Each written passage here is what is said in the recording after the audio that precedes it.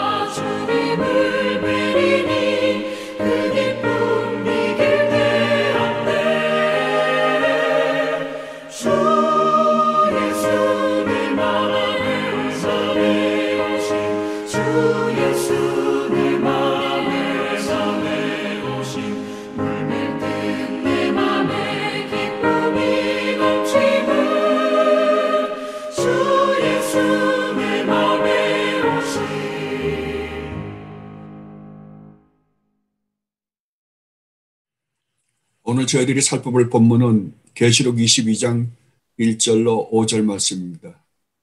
오늘로써 계시록 21장 1절로 계시록 22장 5절 말씀은 아마 마치게 될 것 같습니다.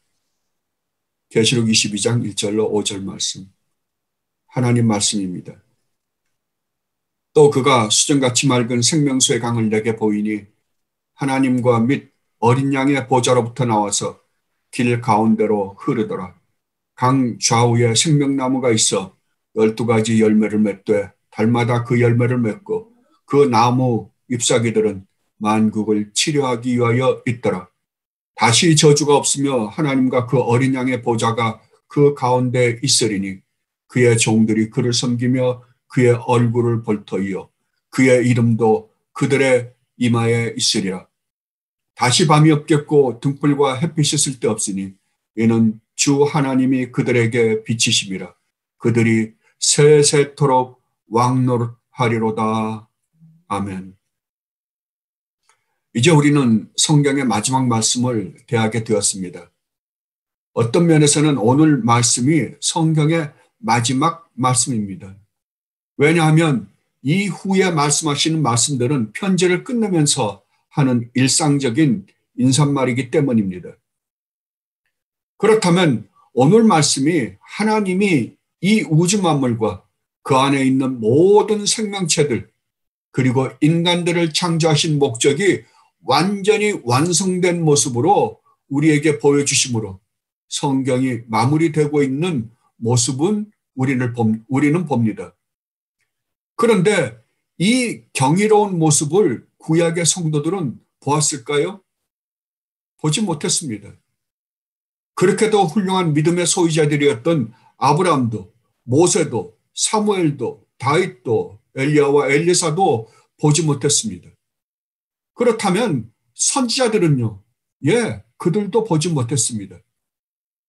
그렇다면 신약에 들어와서는요?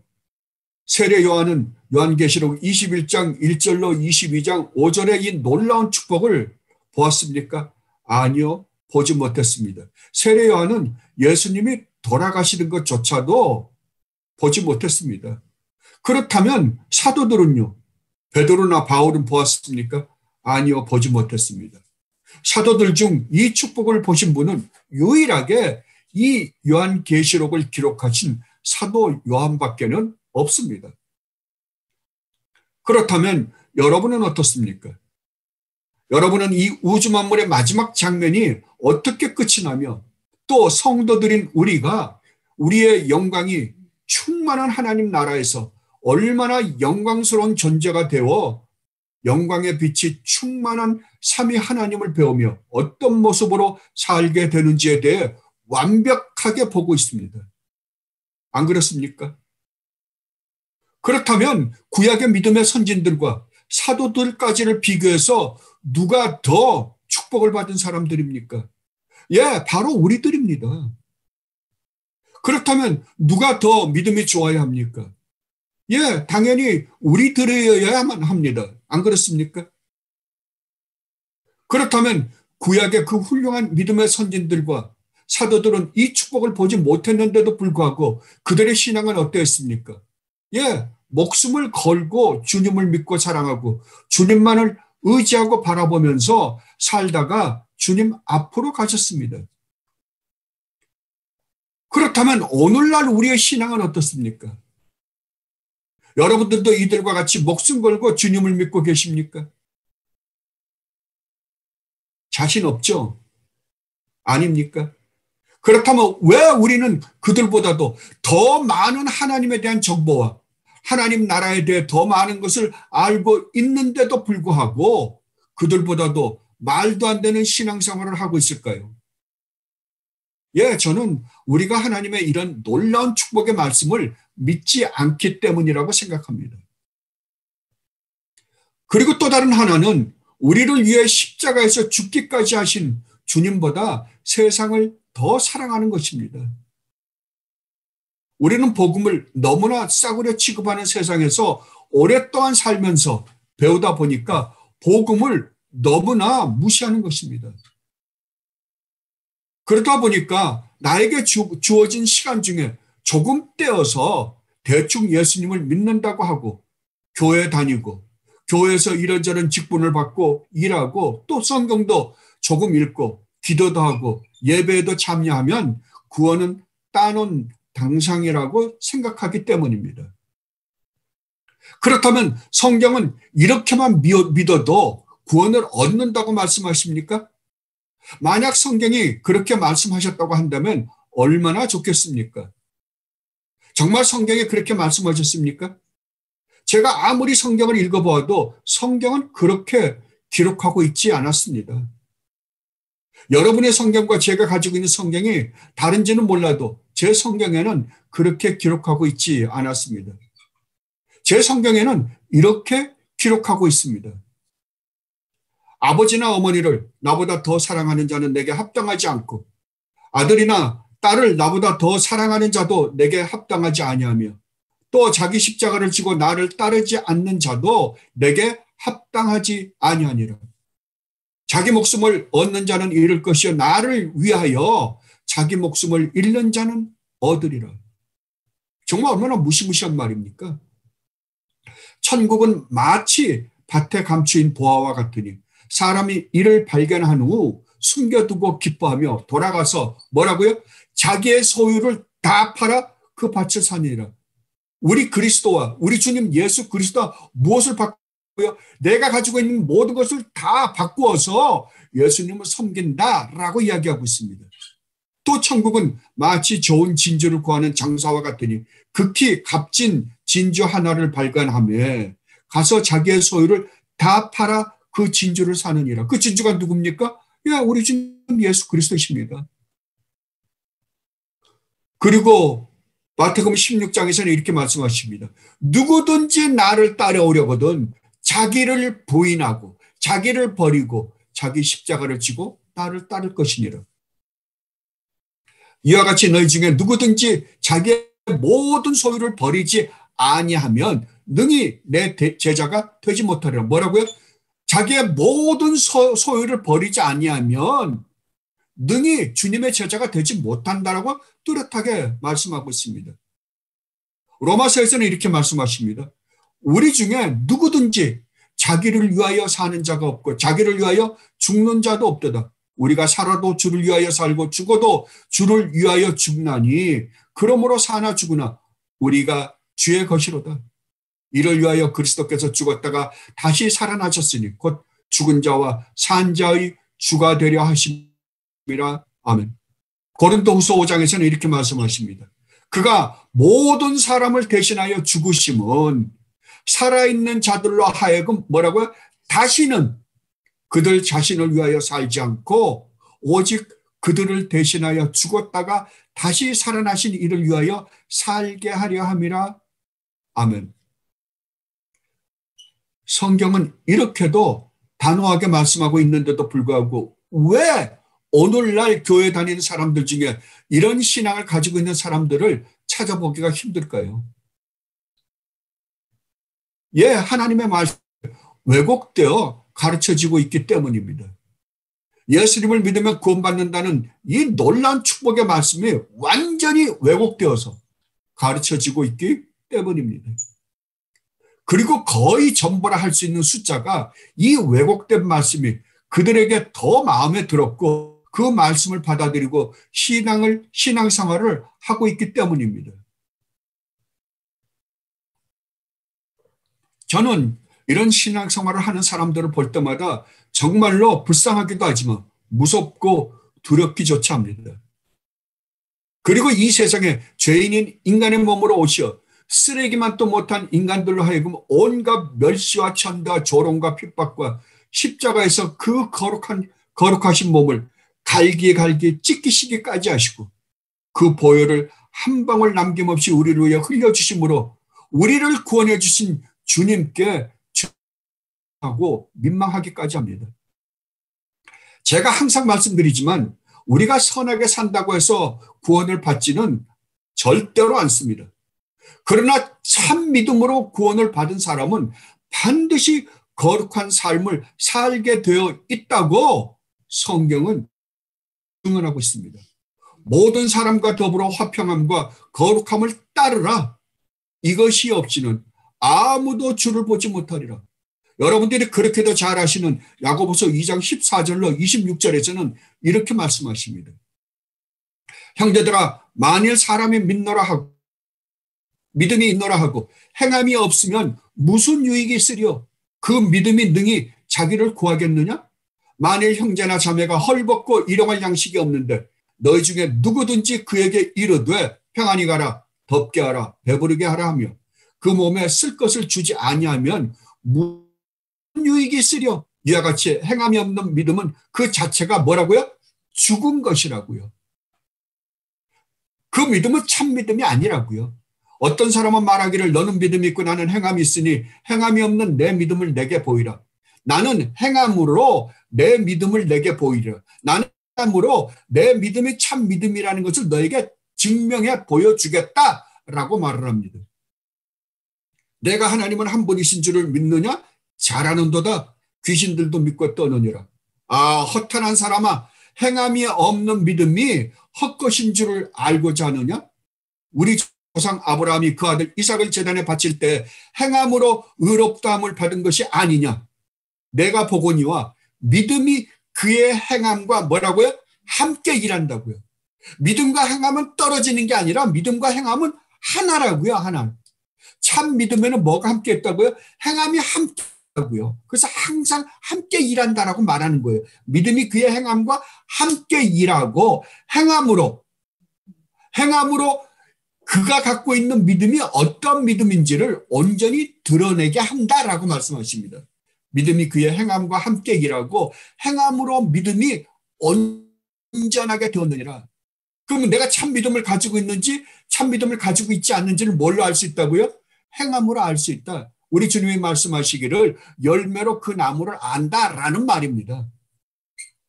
이에 성경에 이른바 아브라함이 하나님을 믿으니 이것을 의로 여기셨다는 말씀이 이루어졌고 그는 하나님의 벗이라 칭함을 받았나니 이러보건대 사람이 행함으로 의롭다 하심을 받고 믿음으로만은 아니니라. 또 이와 같이 기생 라합이 사자들을 접대하여 다른 길로 나가게 할 때 행함으로 의롭다 하심을 받은 것이 아니냐? 영혼 없는 몸이 죽은 것 같이 행함이 없는 믿음은 죽은 것이니라. 영혼이 없는 몸이 영혼이 몸에서 떨어져 나가면 죽은 몸이죠. 그와 같이 행함이 없는 믿음은 어떤 믿음이라고요? 죽은 믿음이라고요. 참 믿음이 아니라고요. 살아있는 믿음이 아니라고요. 이 말씀이 행함으로 구원받는다는 말입니까? 아닙니다.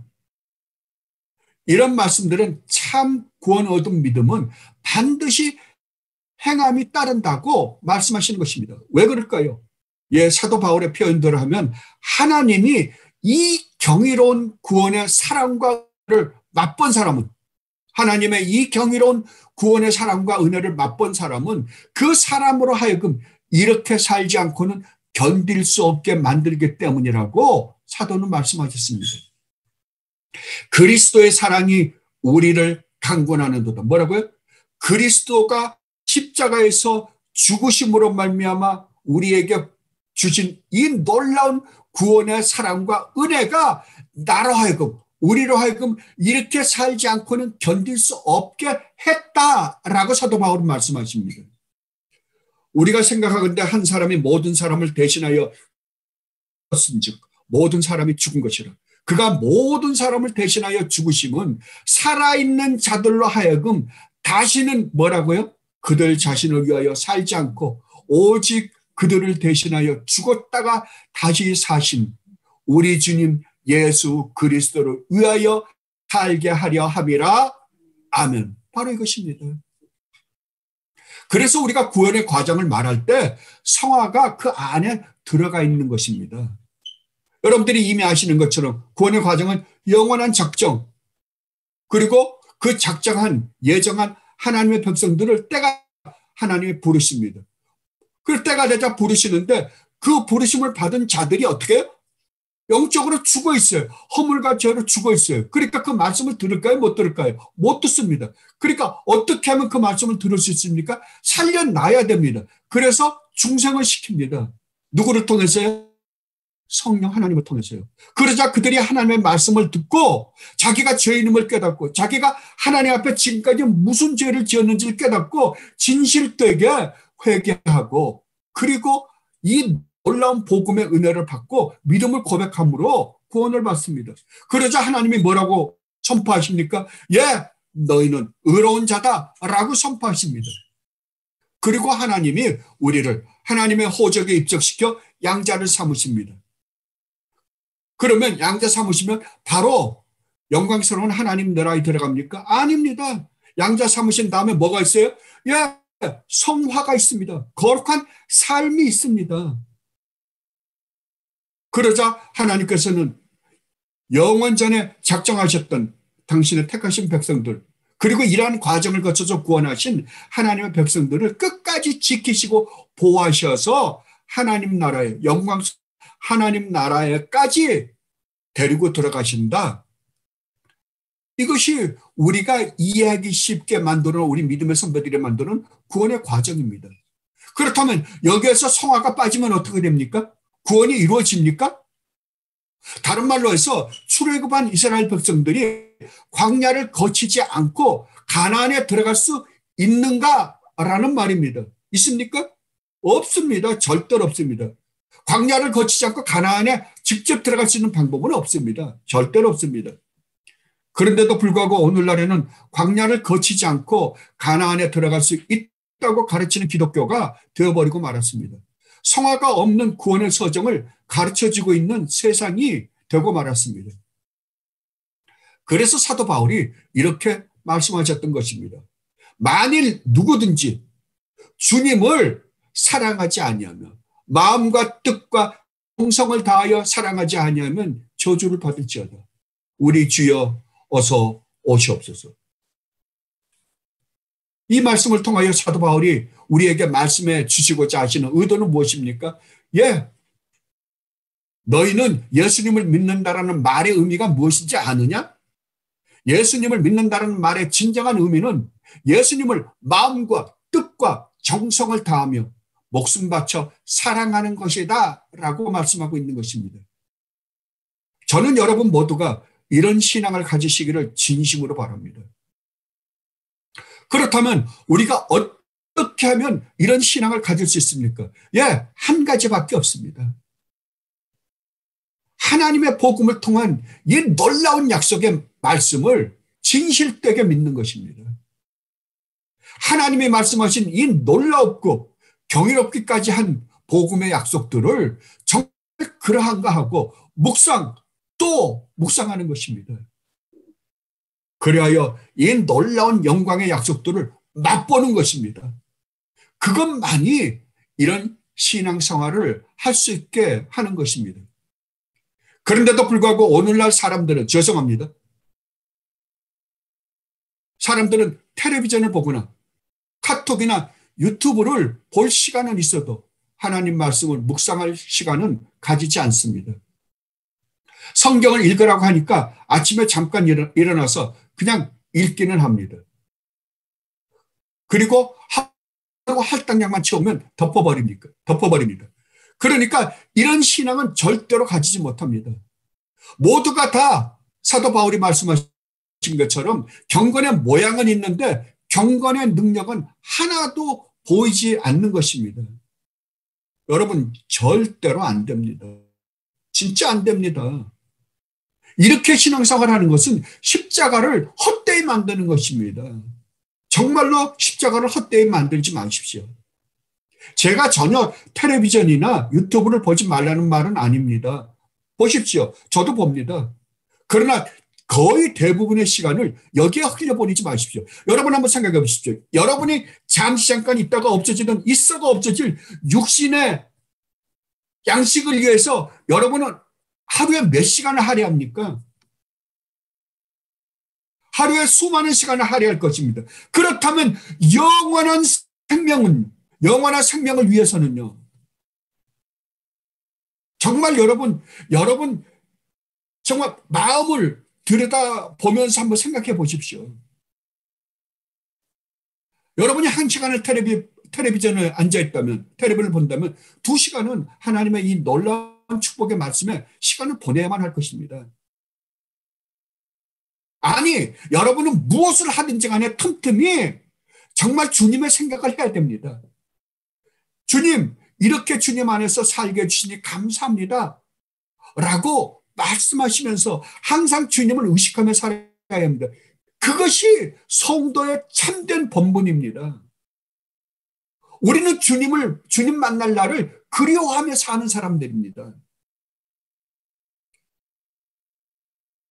그리하여 끊임없이 주님이 여러분의 머릿속에서 떠나지 말게 하십시오. 이것이 주님과 함께 생활하는 사람의 참된 삶입니다. 여러분은 어차피 여러분의 몸이나 이 세상의 것은 다 없어질 것입니다. 그러나 영원히 없어지지 않는 것은 오직 우리 주님 예수 그리스도 한 분밖에 없습니다. 그렇다면 여러분이 이 세상에 사는 시간 중에 가장 많은 시간을 할애하는 것은 누구를 위해서 할애해야 합니까? 예, 우리 주님이십니다. 정말입니다.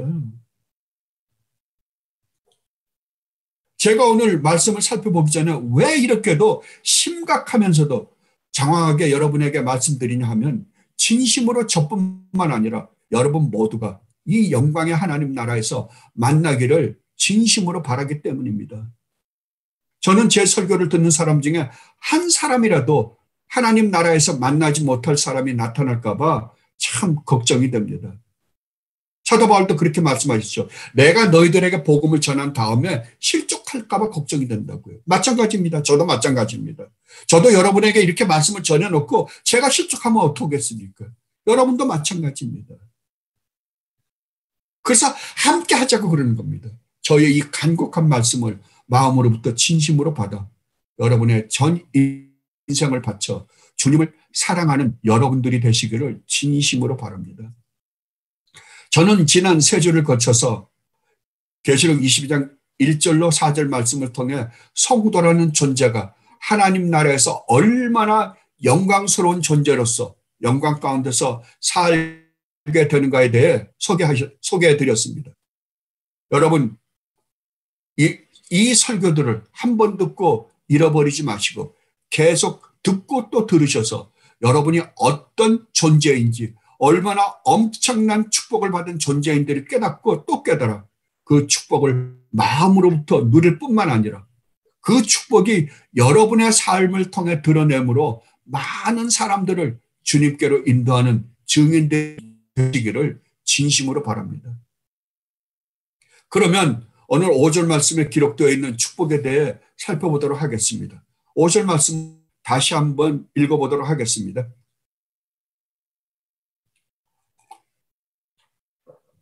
다시 밤이 없겠고 등불과 햇빛이 쓸데없으니 이는 주 하나님이 그들에게 비치심이라. 그들이 세세토록 왕노릇하리로다. 아멘. 여기서 우리가 먼저 살펴볼 말은 다시 밤이 없겠고 라는 말의 의미입니다.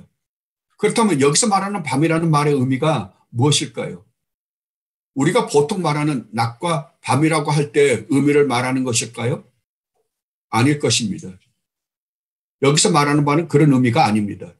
여기서 말하는 밤이라는 말은 여러분이 이미 아시는 것처럼 성경에서 보통 말하는 어둠, 즉 악이나 죄를 의미합니다. 그렇다면 밤이 없다는 말은 죄나 악이 전혀 없다라는 의미입니다. 그렇다면 어디에 밤이 없다는 말입니까? 첫째로 우리가 생각해 볼 수 있는 것은 하나님 나라입니다. 그렇다면 하나님 나라에는 악이나 죄가 전혀 없다는 의미입니까? 예, 그럴 수 있습니다. 왜냐하면 우리가 영원히 살 하나님 나라는 처음 창조되었을 때와 같은 동산과 같이 악이나 죄가 전혀 없는 나라이기 때문입니다. 그러나 에덴 동산과 하나님 나라가 다른 것은 에덴 동산은 비록 악과 죄가 전혀 없는 곳이었지만 악이 들어와 죄를 지을 수 있는 곳이었습니다. 그러나 하나님 나라는 악이 들어올래야 들어올 수 없는 것입니다. 그러니까 죄가 영원히 존재하지 않는 것입니다. 그렇다면 이 문장에서 사도 요한이 말씀하고자 하는 밤이 없는 곳이 바로 이 하나님 나라를 말씀하는 것일까요? 아닙니다. 그것은 이 문장의 하반부에서 사도 요한이 빛이 비추는 곳이 하나님 나라가 아니라 그들이라는 인칭 대명사를 사용하고 있기 때문입니다. 그렇다면 여기서 말하는 그들은 누구를 지칭하는 말일까요? 예, 당연히 성도들을 지칭하는 말입니다. 그렇다면 여기에서 밤이 없다는 말은 하나님 나라에 사는 성도들에게는 더 이상 밤이 없다. 즉 악이나 죄가 전혀 없는 상태의 존재가 된다라는 의미입니다. 그래서 그 앞에 다시라는 수식어가 붙어 있는 것입니다. 그래야만 우리가 21장 1절로부터 지금까지 살펴본 문장의 주제와 일치하는 해석입니다.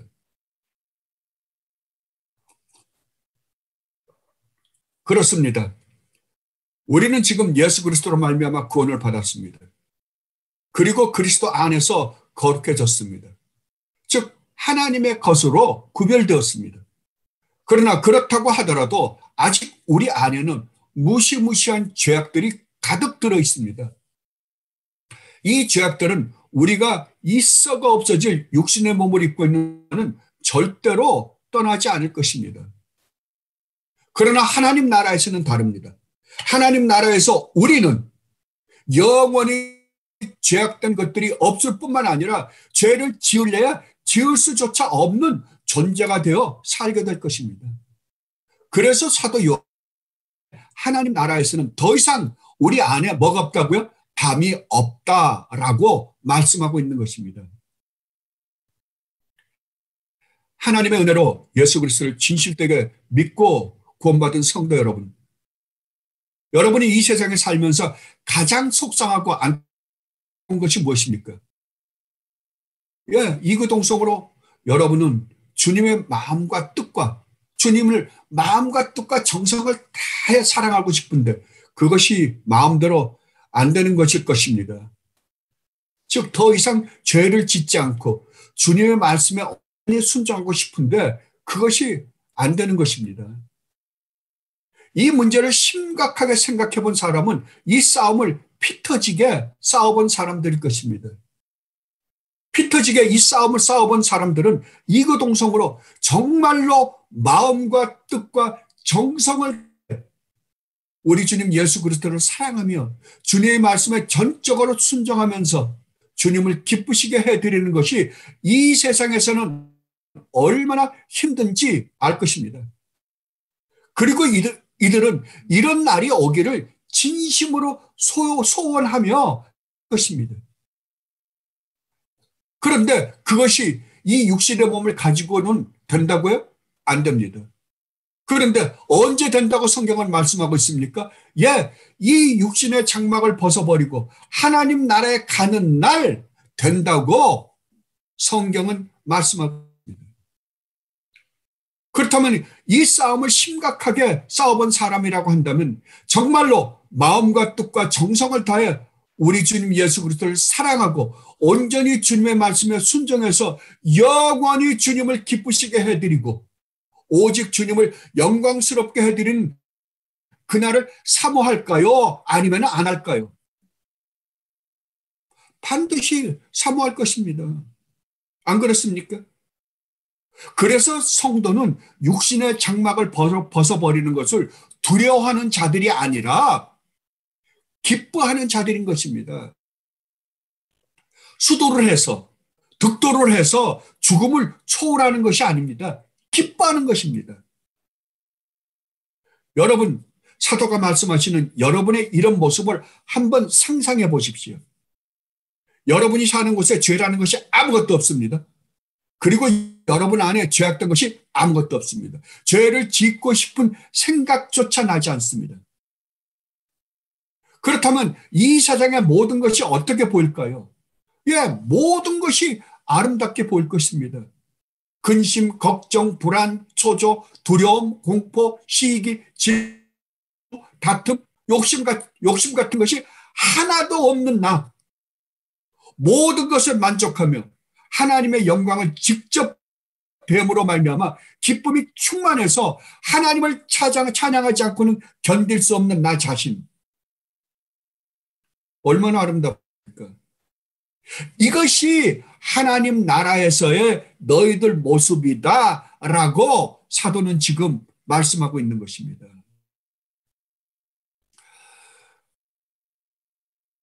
어떤 분이 이런 말씀을 하셨더라고요. 하나님은 우리가 행복하게 살을 원하신다고요. 맞는 말입니다.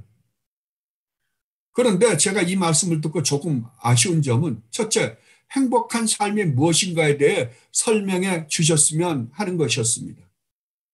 그리고 두 번째로는 어떻게 하면 우리가 행복한 삶을 영위할 수 있는지에 대해서까지 설명해 주셨으면 더욱더 좋았겠다라는 생각이 들었습니다.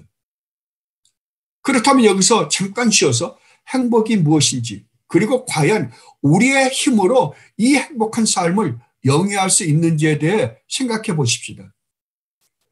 사전을 찾으니까 이 행복이라는 단어의 의미를 이렇게 정의했더라고요.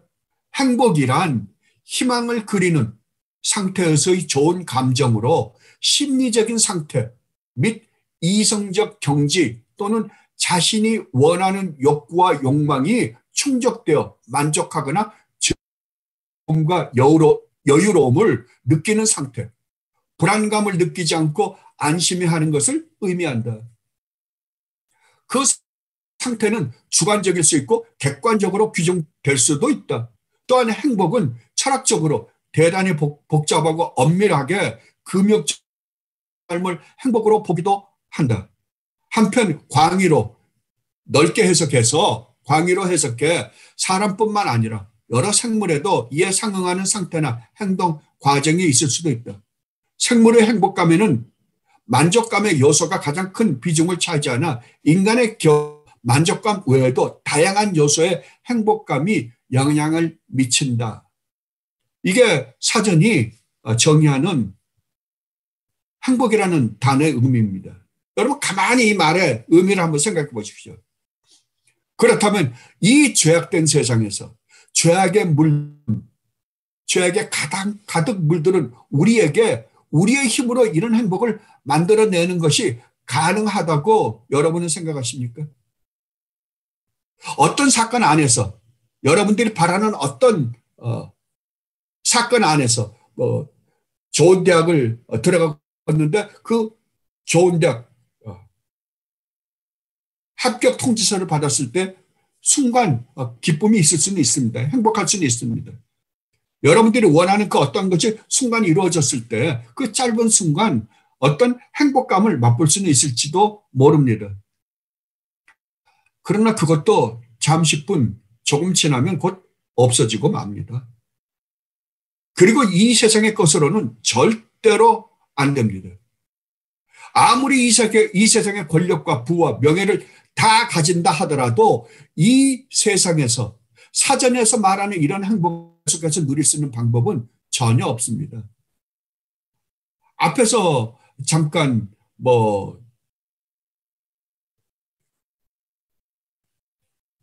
그런 이야기를 했죠.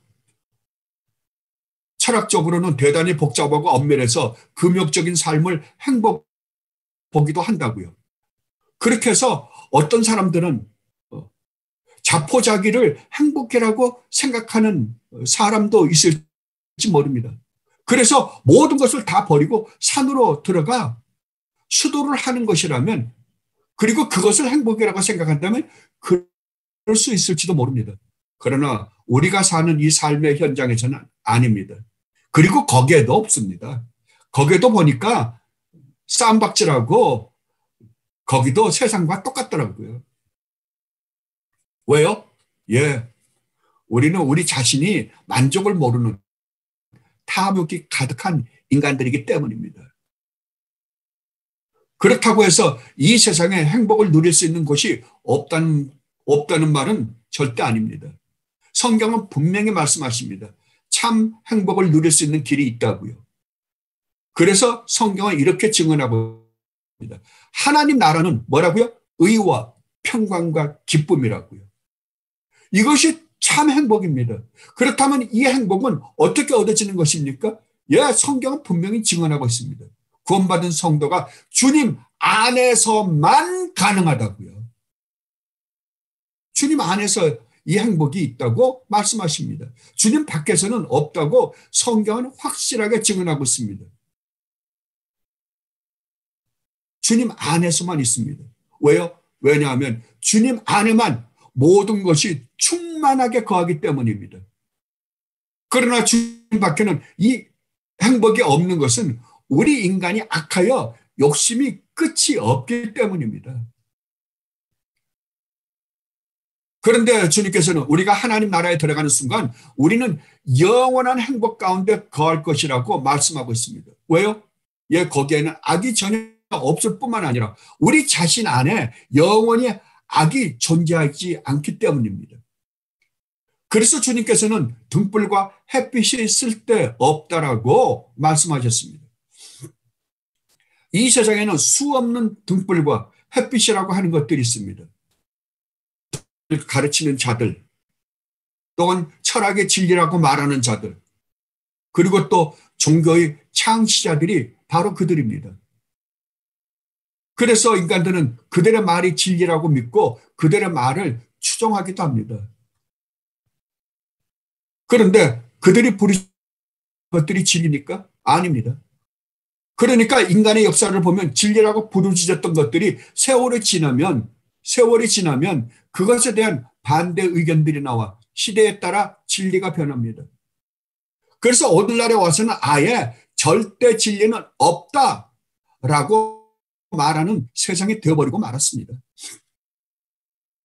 그리고 성경도 이러한 것들을 참빛 진리라고 증언하고 있지 않습니다.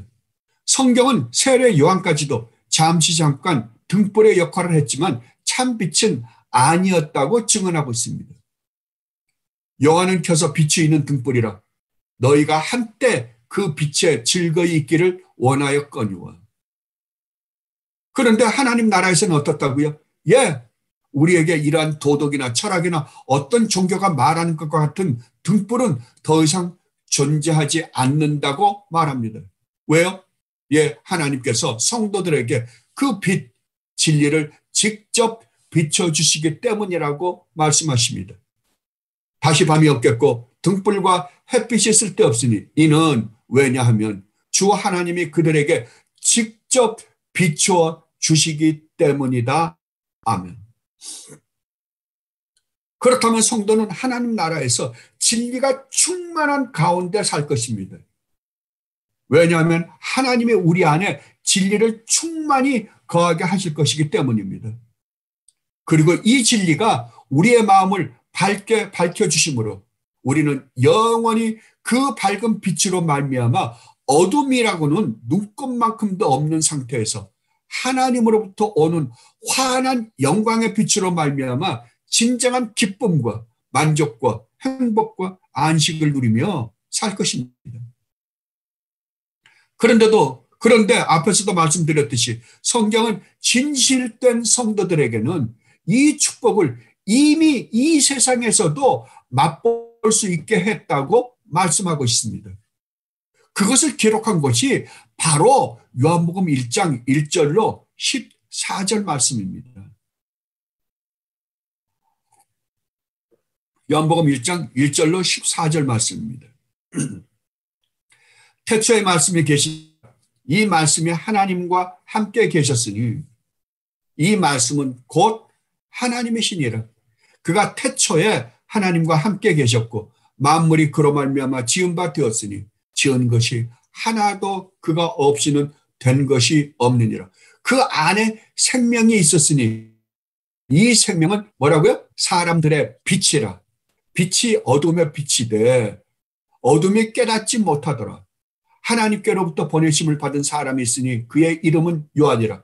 그가 증언하러 왔으니 곧 빛에 대하여 증언하고 모든 사람이 자기로 말미암아 믿게 하려 함이라. 그는 이 빛이 아니라고요. 이 빛이 아니요. 이 빛에 대하여 증언하러 온 자라. 참빛 곧 세상에 와서 각 사람에게 비추는 빛이 있었나니 이분이 누구십니까? 예, 태초부터 계셨던 말씀이신 바로 하나님 우리 주님 예수 그리스도이십니다. 그가 세상에 계셨으며 세상은 그로 말미암아 지은 바 되었으니 세상이 그를 알지 못하였고 자기 땅에 오매 자기 백성이 영접하지 아니하였으나 영접하는 자 곧 이름을 믿는 자에게는 하나님의 자녀가 되는 권세를 주셨으니 이 혈통으로나 육정으로나 사람의 뜻으로 나지 아니하고 오직 하나님께로부터 난 자들이니라. 말씀이 육신이 되어 우리 가운데 거하시며 우리 가운데 뭐가 거하시는 거예요? 말씀이 육신이 되어 거하신다고요. 참빛이 우리 가운데 거하신다고요. 참빛이 거하시기 때문에 우리 안에 뭐가 비춰지는 거예요? 예, 그 빛이 비춰집니다. 누구 안에요? 하나님께서 택하신 구원받은 하나님의 백성들 안에 비춰지는 거예요. 세상 사람들은요, 그 빛을 못 보죠. 왜? 영적인 눈이 죽어 있으니까요. 우리가 그의 영광을 보니 뭐라고요? 그 빛이 비춰지니까 누구의 영광을요? 그리스도의 영광을 보니 그 영광이 바로 아버지의 독생자의 영광이요 은혜와 진리가 충만하더라. 아버지의 독생자의 영광이요. 바로 누구의 영광입니까? 아버지의 영광입니다. 그 영광을 우리가 볼 수 있는 빛을 우리에게 주신다. 바로 이것입니다. 사도 요한은 하나님 나라에서만 맛볼 수 있는 그 참빛을 지금 여기에서도 맛볼 수 있다고 증언하십니다. 누구를 통해서요? 예, 참생이시며 참빛이신 우리 주님 예수 그리스도를 통해서 말입니다. 그렇다면 이 세상에서 참으로 진정한 만족과 기쁨과 행복을 맛볼 수 있는 사람들은 누구입니까? 예, 오직 우리 주님 예수 그리스도를 통해서 구원받은 하나님의 자녀들 뿐입니다. 그렇다면 여러분은 주님으로부터 오는 이 행복을 맛보며 사십니까? 아닙니까? 그렇다면 왜 이 행복을 누리며 살지 못합니까? 예, 앞에서도 말씀드렸지만 우리는 하나님의 말씀을 믿지 않기 때문일 뿐만 아니라 믿지 않으니까 그 말씀에 순종하며 살지 않기 때문입니다. 우리는 하나님 말씀보다는 우리가 생각하는 대로 따라 살죠. 안 그렇습니까? 우리는 이 세상에 살아가는 데 있어서는 하나님보다 우리 자신이 더 지혜롭다고 생각하며 살고 있습니다. 여러분은 속으로는 아니라고 말할지도 모릅니다. 그러나 여러분 자신을 가만히 보십시오. 여러분이 실제적으로 그렇게 살고 계십니다. 여러분들이 만약에 이 세상에 살면서 어떤 문제가 생기면 먼저 무릎을 꿇고 하나님께 기도를 합니까? 아니면은 여러분의 생각을 가지고 그 문제를 해결해 보려고 합니까? 한번 생각해 보십시오. 여러분의 생각을, 지금까지 여러분들이 살았던 삶에서의 경험, 여러분이 알고 있는 지식을 가지고 해결하려고 그러죠. 안 그렇습니까? 어떻게 하냐고요? 예, 제가 그렇게 살았고 또 순간순간 그런 생각을 하며 살고 있기 때문입니다. 그러나 성경은 우리가 참으로 모든 것에 만족하며 행복하게 사는 길이 이미 이 땅에서도 하나님으로부터 받은 축복으로 그렇게 살 수 있다고 말씀하십니다. 어떻게 해요? 참 빛이신 우리 주님의 진리의 말씀을 쫓아 사는 것이라고 말씀하고 있습니다. 그러면 반드시 여러분 안에 비추는 참 빛으로 말미암아 여러분은 진정한 기쁨과 평안과 행복을 맛보며 살 것이라고 말씀하십니다. 그래서 사도 요한이 요한복음에서 그랬잖아요. 내가 너희들에게 주는 기쁨은 누구의 기쁨이라고? 우리 주님의 기쁨을 우리에게 준다고 말씀하셨습니다. 그리고 우리 주님이 우리에게 주시는 평안은 누구의 평안이었다고요? 우리 주님의 평안을 우리에게 준다고요. 우리 주님이 이 땅에 살면서 누렸던 그 평안과 기쁨을 우리에게 주었다라고 말씀하십니다. 이거 외에는 진짜 참 기쁨과 행복과 평안이 없습니다. 그래서 나라에서 맛보며 살게 될 오늘 본문의 이 축복을 하나님은 이미 이곳에서부터 맛보며 살 수 있다라고 말씀하시는 것입니다. 이것이 주님이 우리에게 주시고자 하시는 진정한 축복입니다. 그리고 마지막으로 하나님 나라에서 우리 성도들은 영원히 왕노릇하며 살 것이다 라고 말씀하십니다. 그들이 세세토록 왕노릇하리로다. 여러분, 하나님이 우주 만물을 창조하시고 그 안에 있는 생명체들을 창조하신 다음 마지막으로 인간을 창조하시고서 하신 말씀이 무엇이었습니까?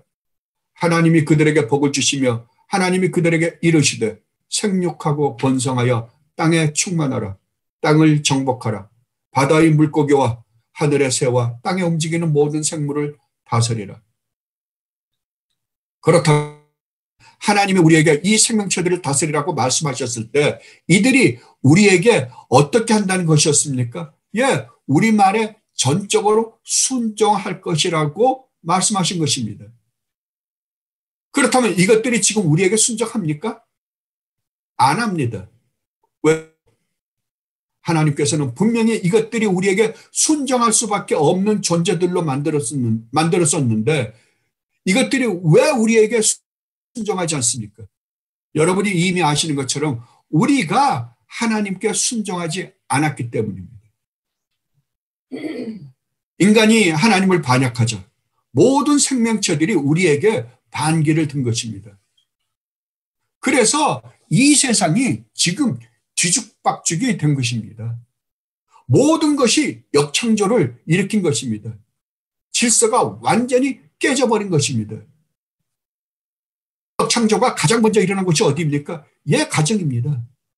가정에서 어떤 일이 벌어졌습니까? 예, 남자와 여자가 하는 일에 구분이 없어져 버렸습니다.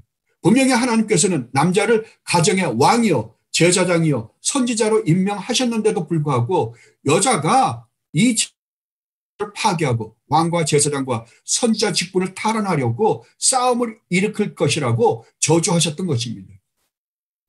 여자에게는 이렇게 말씀하셨다. 내가 너에게 임신하는 고통을 크게 더할 것이니 너는 고통을 겪으며 자식을 낳을 것이다. 내가 남편을 지배하려고 해도 남편이 너를 다스릴 것이다 하면 뭐라고요? 하나님이 여자에게 저주한 게 뭐라고요? 예, 남편에게 주어진 그 직분들을 여자가 빼앗아 그 자리에 여자가 앉고 싶어서 다툼이 가정에서 시작될 것이다. 이게 인간이 하나님께 저지른 죄로 말미암은 저주다라고 말씀하고 있는 것입니다. 이 저주가 인간이 타락하자 가장 먼저 발생한 것입니다. 가정의 질서가 파괴된 것이죠. 가정의 질서가 파괴되니까 사회가 파괴되고, 사회가 파괴되니까 모든 게 다 파괴되어버리고 마는 것입니다. 그래서 가정에 남편과 아내의 싸움이 끊이지 않는 것입니다. 그렇다면 이 파괴된 질서가 언제 회복이 됩니까? 완전히 회복이 되는 곳은 하나님 나라입니다. 하나님 나라에서는 다시 모든 질서가 완전히 회복될 것이라고 오늘 본문에서 말씀하고 있습니다. 그런데 이 가정과 교회의 질서는 구원받은 가정에서는 이 세상에서도 회복된다고 성경은 증언하고 있습니다. 그래서 사도 바울이 말씀하신 것입니다. 이게 가정에서 회복되지 않는다면 이렇게 말씀하실 수가 없습니다. 에베소서 5장 22절로 33절에서 이렇게 말씀하십니다. 아내들이여 자기 남편에게 복종하기를 죽게 하듯 하라. 이는 남편이 아내의 머리됨, 그리스도께서 교회의 머리됨과 같은 일. 그가 바로 몸의 구주시니라.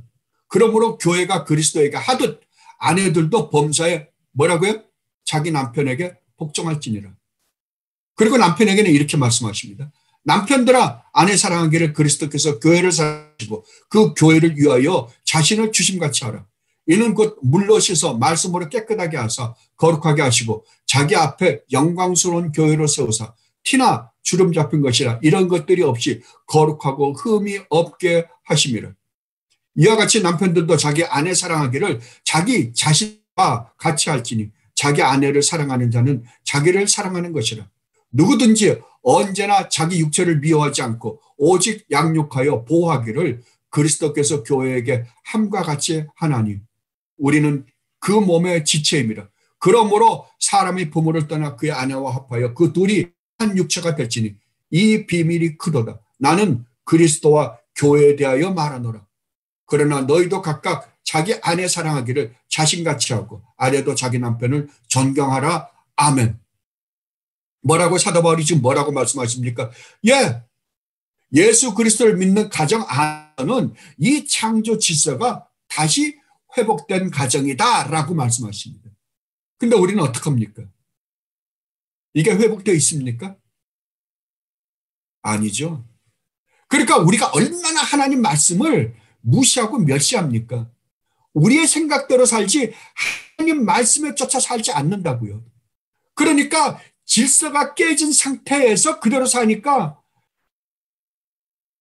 예수님을 믿는 가정, 진짜 참 믿음을 가졌는지 안 가졌는지 저는 모르겠습니다. 그럼 회복이 안 되는 거죠. 그리고 고린도서 11장 2절은 여러분들이 집에서 한번 읽어보시기 바랍니다. 그리고 교회 안에서조차 남자와 여자의 역할에 대해서 성경은 분명하게 사도 바울이 말씀하셨습니다. 여자는 교회에서 잠잠하라. 그들에게 말하는 것을 허락함이 없나니 율법의 이름과 같이 오직 복종할 것이요. 만일 무엇을 배우려거든 집에서 자기 남편에게 물을지니 여자가 교회에서 말하는 것은 부끄러운 것이라. 디모데전서에서는 이렇게 말씀하셨습니다. 여자는 일체 순종함으로 조용히 배우라. 여자가 가르치는 것과 남자를 주관하는 것을 허락하지 아니하니 오직 조용할지니라. 교회도 뭐예요? 교회도 이 제사장 직분의 질서를 교회도 유지시켜야 한다라고 말씀하셨습니다. 분명히 성경은 이렇게도 말씀하셨는데도 불구하고 오늘날 교회는 어떻습니까? 오늘날 세상과 교회였습니까? 현대 세상의 가정의 질서는 이제 완전히 파괴되어 버리고 말았습니다. 그렇다면 성도의 가정은 어떻습니까? 세상의 가정보다는 낫습니까? 아닙니다. 세상 사람들의 가정이나 성도라고 하는 사람들의 가정이나 별반 다르지 않는 모습을 우리는 얼마든지 봅니다. 이것이 과연 구원받은 성도의 가정입니까? 어떤 사람들은 이것은 구원과는 관계가 없는 것이라고 말하는 사람들도 있습니다. 그리고 이것은 옛날 2000년 전에 사도 바울이 그때 환경에 그때 교회 사정에 대해서 말한 것이지 오늘날하고는 상관없다고 말씀하시는 분들도 있습니다. 그렇습니까? 그렇다면 이 성경 말씀이 진리입니까? 아니면 시대에 따라서 변하는 것입니까? 만약에 이렇게 말하는 사람이 있다고 한다면 아까 제가 구원의 과정을 했듯이 성화가 없는 구원이 있다고 말하는 것밖에는 안 됩니다. 그렇다면 오늘날 교회 모습은 어떻습니까? 하나님께서 사도를 통하여 이렇게까지 확실하게 말씀하셨는데도 불구하고 오늘날은 여권 신장이니 남녀 평등하면서 교회의 이 질서를 완전히 파괴시켜버리고 말았습니다. 하나님 말씀을 이렇게까지 무시하고 멸시하면서도 그들이 하나님의 말씀을 전하는 목사라고 설치는 여자 목사들이 얼마나 많은지 모릅니다. 이 설교를 하고 나면 저한테 정말 무시무시한 도전이 올지도 모릅니다. 그러나 하나님 말씀은 하나님 말씀입니다. 하나님 말씀은 진리입니다. 우리는 정말 무서운 세상에 살고 있습니다. 여러분이 살고 있는 이 환경을 여러분이 심각하게 들여다보시기 바랍니다. 더 이상은 말씀드리지 않겠습니다. 여러분들이 성경을 읽으시면서 정말 그 말씀이 하나님 말씀이라고 생각하고 하나님 말씀입니다. 그렇다면 그 말씀에 우리는 절대적으로 복종해야만 하는 의무를 가지고 있는 사람들입니다. 여러분 절대적으로 복종하며 사십시오. 그때 여러분은 진짜 하나님 나라에서 누리게 될 참 행복과 기쁨과 평안과 안식을 누리게 될 것입니다. 이제 말씀을 마치겠습니다. 여러분, 요한계시록 21장 1절로 22장 5절 말씀을 통하여 여러분은 성도라고 하는 존재가 얼마나 엄청난 축복과 영광을 받은 존재인지에 대해 여러분은 깨달았습니다. 제가 쉬어보니까 오늘 설교까지 12번 설교를 했더라고요. 이 12번의 설교를 여러분들은 듣고 또 듣고 해서 여러분, 성도라고 하는 여러분의 존재가 얼마나 영광스러운 존재인지 또 얼마나 축복받는 존재인지를 묵상하고 또 묵상해 봄으로써 이렇게 영광스럽고 축복받는 존재로서 이 세상을 어떻게 살아가야 하는지 깊이 고민해 보시기 바랍니다. 그래야 정말 우리 주님 예수 그리스도를 진실로 사랑하며 우리 주님을 기쁘시게 해드리며 우리 주님을 영광스럽게 해드리는데 여러분의 모든 삶을 할애해서 사는 여러분들이 되시기를 진심으로 바랍니다. 정말 이 놀라운 경이로운 복음을 진심으로 마음으로부터 받고 믿음으로 이 세상을 하나님의 증인으로서 살아가는 여러분이 되시기를 진심으로 바랍니다. 기도하겠습니다. 아버지 하나님, 이제 저희들 계시록 22장 5절까지 하나님 말씀을 상고해 보았습니다. 이제 계시록 22장 6절로 마지막에는 사도 요한의 인사말로 요한계시록이 마무리될 뿐만 아니라 창세기부터 시작했던 아버지의 말씀이 종지부를 찍을 것입니다. 아버지께서는 창세전에 저희들에게 이러한 놀라운 축복을 허락해 주시기 위해서 아버지는 우주 만물을 창조하셨고 또 그 안에 수많은 생명체들을 창조하셨고 또 저희들을 창조하셨습니다. 그럼에도 불구하고 저희들은 아버지의 뜻을 거슬려 아버지의 말씀을 불순종함으로 말미암아 이렇게 비참한 처지에 놓여지게 되었습니다. 그럼에도 불구하고 아버지께서 저희들을 사랑하는 그 사랑이 변치 않고 우리 주님 예수 그리스도를 보내주시기까지 하셔 저희들을 구원하여 이런 놀라운 축복 가운데로 저희들을 인도해 주셨습니다. 이 영광스러운 축복을 영원히 누리며 살 수 있는 존재가 되게 하셨습니다. 그러므로 너희는 이제 이 영광스러운 축복을 받은 존재로서 이 땅을 살아가라고 주님은 계속해서 저희들에게 사도를 통하여 말씀하셨습니다. 그럼에도 불구하고 우리는 얼마나 이 세상의 것을 탐하다가 정말 비참한 삶으로 돌아가는지 모릅니다. 그래야 참 하나님 나라의 기쁨과 행복과 정말 아름다움을 맛보지 못하고 살 때가 얼마나 많은지 모릅니다. 주님 용서하여 주시옵소서. 그리하여 정말 아버지께서 저희들에게 우리 주님 예수 그리스도를 보내시기까지 하시고 주신 이 놀라운 영광의 은혜와 그 아버지의 사랑을 다시 한번 깨닫고 정말 저희들 남은 여생 오직 우리 주님 예수 그리스도를 기쁘시게 해드리며 영광스럽게 해드리며 살다가 주님 오라 하실 때 기쁜 마음으로 주님 앞에 갈 수 있는 저희들이 되게 하여 주시옵소서. 더 이상은 주님의 마음을 아프게 해드리거나 성령 하나님을 근심되게 해드리는 저희들이 되지 않도록 성령 하나님 저희 마음을 주관하여 주시옵소서. 감사하며 우리 주님 예수 그리스도 이름으로 기도드립나이다. 아멘.